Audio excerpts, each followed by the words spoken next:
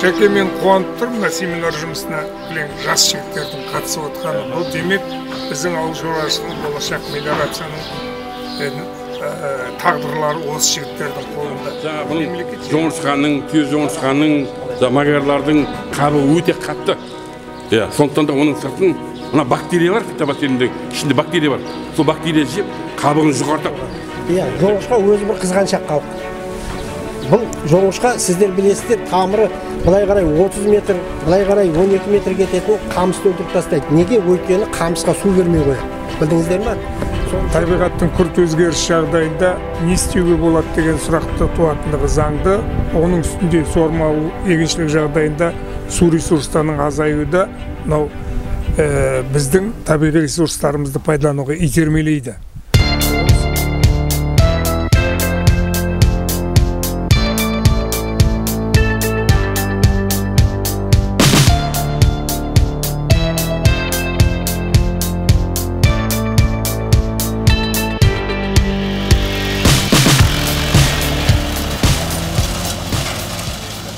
Мемлекет жайдан жай политика жобасын жүргізіп жатқан жоқ.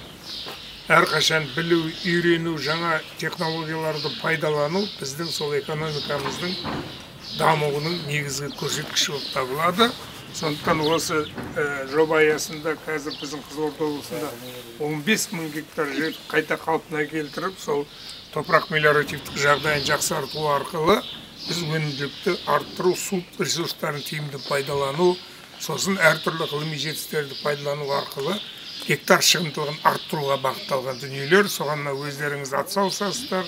Осы семинар барысында сол елімізде бүгінгі осы ертегі көктемде биоклиматтық потенциалдарды пайдалану арқылы, осындай дренаждық жүйені қалпына келтіру арқылы жақсы өнім алуға жол ашылады.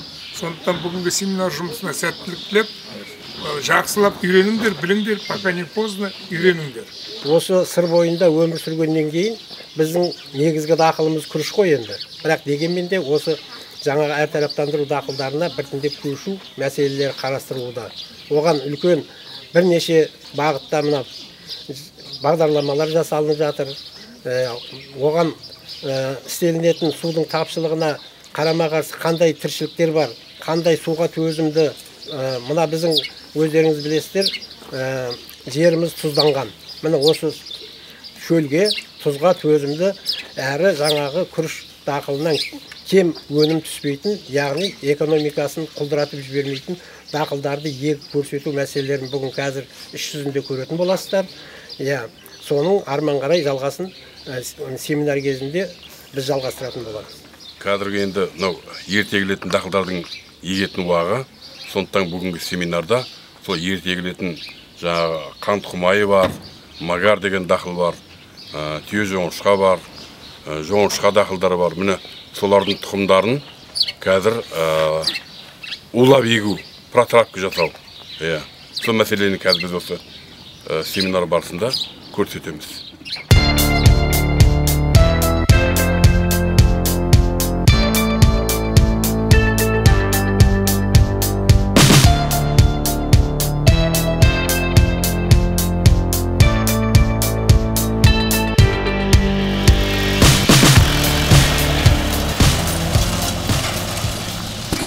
Енді жаңа айтып өттік қой, ерте егілетін дақылдар деп, соның біреуі мына жерде жоңышқа. Мына жерде жоңышқаның Семиречинский деген сорты. Ол тазаланған, магниттелген. Енді қазір осы жерде мынау препараттармен обработка жүріп жатыр.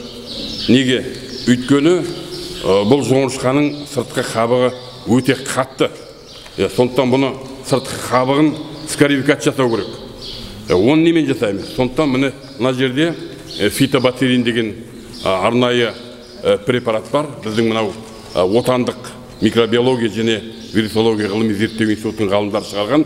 Міне осымен шебер алдында осыны обработка жасаймыз. 2-3 сағат бұрын обработка жасаймыз. Міне сол фитобактериндегі бактерия мынаның сыртындағы қабықты жұқартады. Сөйтіп 6-7 күнде осы ненің жоңышқаның жаңағы өнуіне көп жағдай жасайды. Бұл тек қана жоңышқаға ғана емес, сол сияқты мына жерде қазір түйе жоңышқа бар. Түйе жоңышқада біздің Қызылорда облысында қазір егіліп жүрген дақыл. Оның сыртқы қабатта өте тастай. Сондықтан да оны да осы фитобактериямен обработка жасап, оны осы егуге дайындаймыз. Дәл сол сияқты жаңағы қант құмай деген дақылды айтып отырмыз. Магар деген, бұның барлығы малазықтық дақылдар, олардың тұқымдарында еккен кездерде міндетті түрде жаңағыдай препараттармен обработка жасау керек. Оларды біз жаңадан отандық тумат деген биологиялық препарат бар. Сол биологиялық препаратпен оларды обработка жасаймыз. Сол кезде ол жаңағы дақылдардың тұқымдарына ешқандай зиянкестер, неше түрлі аурулар болмайды. Обработкасының технологиясы туралы айтып түсіндіріп кетіңізші. Бұның алдында ризовит деген бар. Ризовит АКС деген препарат бар. Ол да где-то тоннасына 1 литр кетеді. Соны суға араластырып, оны бірнеше күн бұрын обработка жасап қой беруге болады. Ал мына фитобактерияны егер алдынан 2 сағат бұрын, егетін күні 2 сағат бұрын дайындап қою керек міне. Сөйтіп мына қазір влажный болып тұр ғой, көрдіңіздер ме? Жаңа ғана обработка жасалған. Ол шамалы кебу керек. Өйткені сейіліктің түспей қалуы мүмкін ғой. Сондықтан да 1-2 сағат бұрын обработка жасап, дайындап қою керек. Міне осындай технологиялары бар. Қарапайым сумен жаңағы сеуіп, сосын күрекпен араластырасыз. Ранцевый опрыскиватель бар ғой. Ранцевый опрыскивательмен, не болмаса, егер ранцевый опрыскиватель болмайтын болса, оны кәдімгі сыпырғышпен ақ жасауға болады. Сеуіп, күрекпен араластырып, стоп, жаңағы дәнге. Технология ешқандай қиындығы жоқ. Жаңағы бұның жоңышқаның, түйе жоңышқаның, магарлардың қабығы өте қатты. Сондықтан да оның сыртын мына бактерия бар, фитобактерияның ішінде бактерия бар. Сол бактерия жеп, қабығын жұқартады. Екінші жағынан себу нормасы азайтады. Егер де біз айтамыз, жоңышқаны 18-20 килограммдай дейтін болсақ, мына обработка жасайтын болсақ, онда где-то 12-15-ке дейін азайтуға болады. Мына жерде өтініш шаруашылық өкілдері келіп отыр ғой, қолдарыңыздың алдына бағалап көріңіздерші қалай сапасына. Тазалығын, Береке мына жігіттер, көріңіздер қалай. Сапасына, өздерінің ойларыңыз айтыңыздар, тазалығына қалай екен? Керемет. Ішінде не жоқ па? Ішінде андай не жоқ па? Жаңағы шырмауық, бұрмауық. Қазір топырақ дайындалып жатыр мына жерде. Бірден осыны апарып қазір сол жерде егіп көрсетеміз.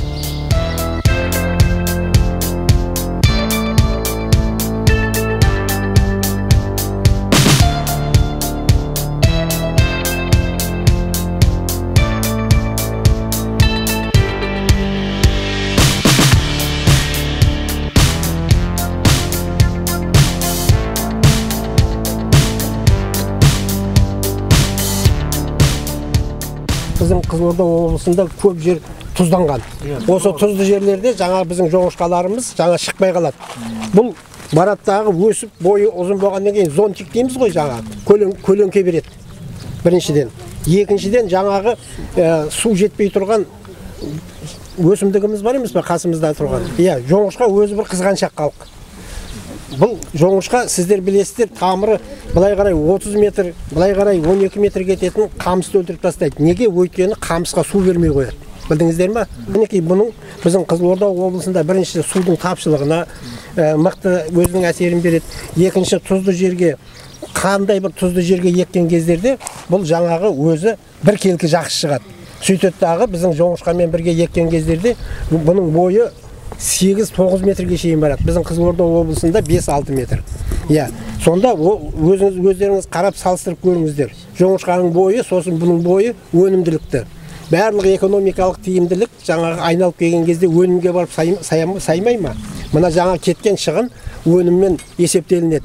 Өнімді шығынға бөліп кеп жіберетін болсақ, өзінің өзіндік құны шығады. Мінекей сол себептен де бұл қант құмайы біздің Қызылорда облысында бұл біріншіден жаңағы жеріміздің тұздылығын азайтатын болатын болса, жаңағы судың тапшылығын дұрыстайтын болатын болса, үшінші бұның тәуір дүниесі, бұның 5 түрлі жағдайда дайындалады. Бұл мал азықтық дақыл. Бір орғаннан екінші орында шығып кете береді екен. Бұл 3 орынға шейін, 4 орынға шейін көтеріліп кете береді. Оңтүстік аудандарда. Сосын әрбір тұқымдар өзі жаңағы өңдеуге жату керек. Неге? Өйткені мынау екі дүниені жақсартады. Бірінші мына ауру сырқаудан тоқтататын болатын болса, екінші өздеріңіз көріп отырсыздар, мына дән қазір ылғалданды. Кішкене осыны кебірсектендіріп, біз сепкен кездерде мынаның бойында өзі әр дәннің өзі өну үшін 70% өзінің бойына жаңа ылғал тарту керек. Ал мынаның өзі қазір 15-16% ылғалды қазір осының өзінде біріншіден ылғал тартып тұр. Бұның өнгіштігіне әсер береді.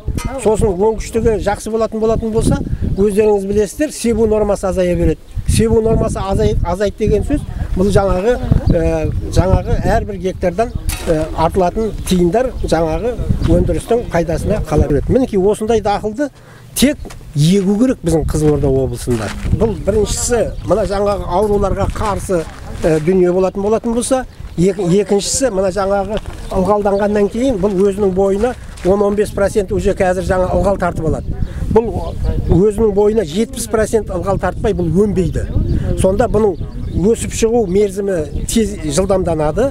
Сол кездерде бұның вегетациялық кезеңі де азаяды. Көріп отырсыз ба? Бір жердің астында 7 күн, 8 күн жатса, бұл қазір 2-3 күнде бұл атып шығады. Мінекей осындай бұның қасиеттері бар. Сосын ертең ауруға шалдықпайды.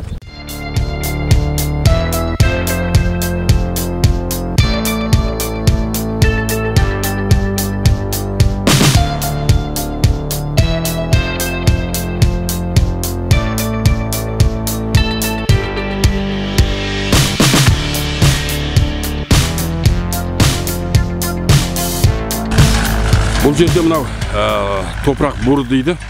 Топырақ борымен мынау топырақтың анализ алып жатырмыз. Топырақта не бар? Осы айдау қабаттарында бірден 0,30 см қабатына алып жатырмыз. Азот бар, қанша пайыз бар, фосфор қанша бар, калий қанша бар, басқа да элементтердің қанша мөлшерде болатындығын, осыған агрохимиялық характеристикасын білу үшін топырақ анализге алып.